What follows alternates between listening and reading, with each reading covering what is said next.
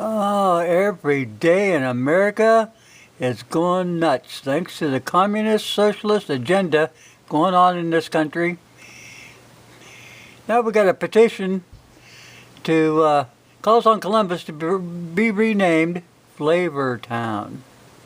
Oh, yes, yes, yes. Posted June 18th from the NBC4 staff. I'm going to zoom this in just a little bit, people. Maybe I zoomed it too much.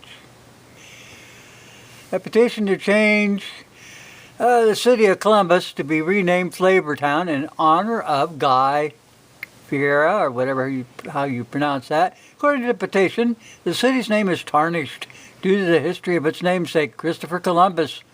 Earlier Thursday, Mayor Andrew Kithner ordered the Christopher Columbus statue in front of City Hall to be removed and put in storage. But why rename Columbus to Flavortown? Well, it honors Ohio's proud heritage as a culinary crossroad of one of the largest nation's test market for food industry.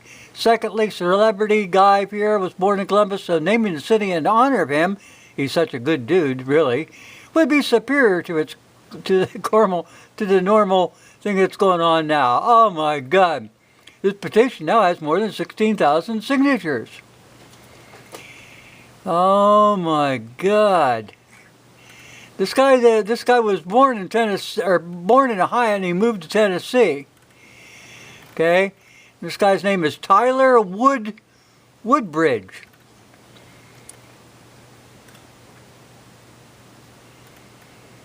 Oh, good Lord.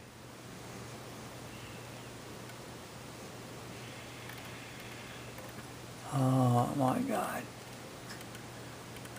That's just part of it, people. That's just part of it.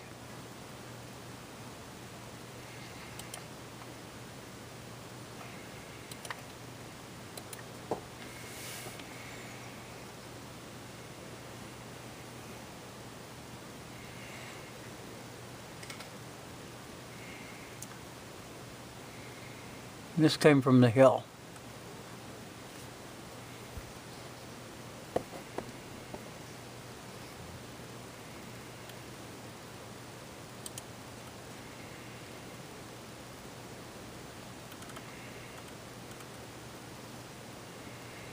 Yeah, I want to change it to Flavortown. I mean, why not change it to Rainbow Roadhouse or something, you know?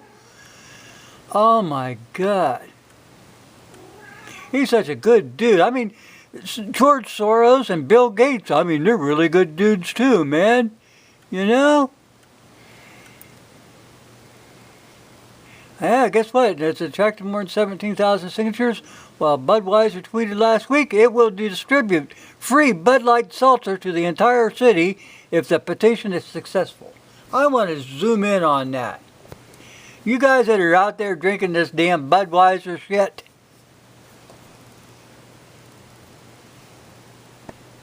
what does that tell you?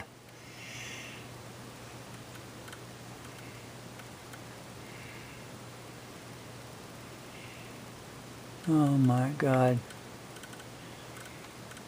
They're saying, you know, because of you know, Columbus, you know, not being the best person in the whole world.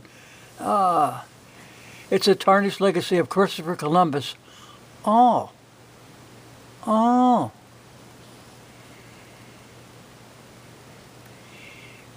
He's such a good dude.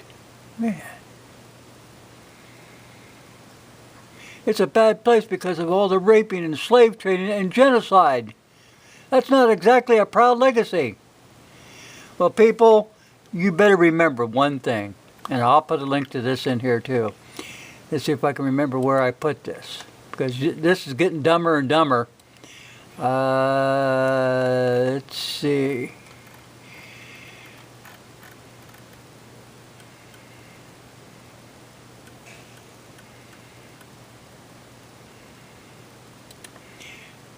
I want you to know this. Because, you know, we weren't told all the history when we were going to school.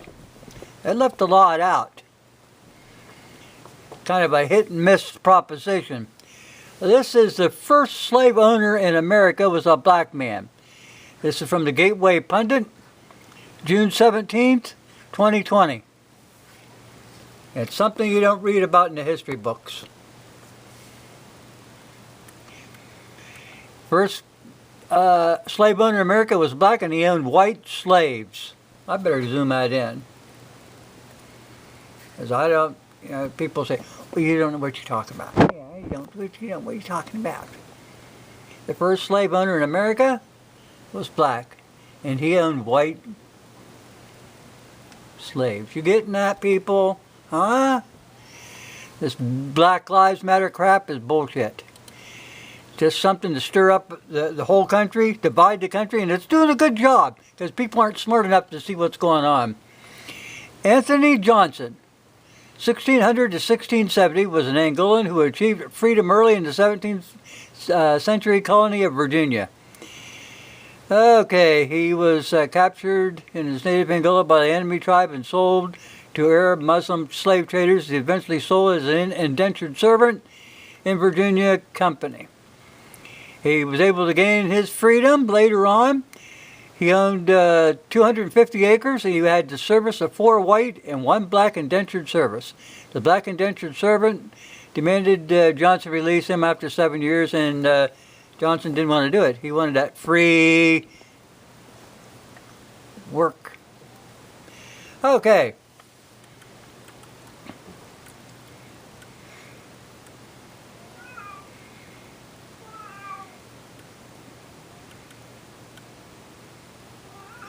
No earlier record, to anybody's knowledge, has been found in the judicial support given to any slavery in Virginia except as punishment for a crime. And this is the first guy here that owned slaves. He was a black man from Virginia.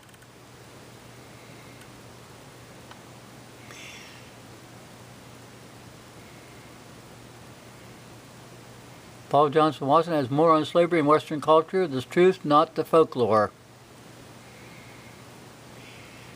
We thought this was a good idea to republish this at this time, considering the ignorance of the alternative left. And you got that right. Put this up here, people. I'll put a link in it. You go read it for yourself. Everybody on this stuff, you don't understand. It's a socialist, communist agenda. And they're working their little fingers around, oh, the blacks, the blacks, the blacks, the blacks. It's not the case. All this stuff that's happening is a false flag to stir up problems, to red flag everybody. It's not the blacks that work and the white. We're all Americans. Get that through your effing head. You're all Americans. You don't start acting like it. Don't act like you're a, oh, gee.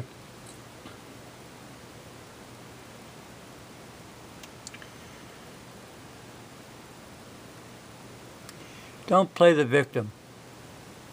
The victim is the Constitution of the United States of America. Wrap your head around that, people.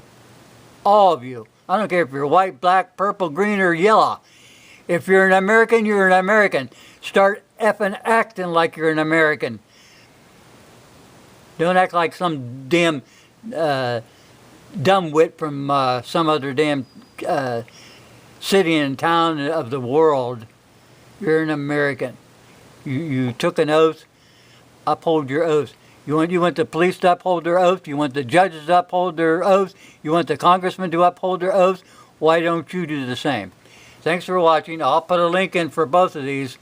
It's bullshit.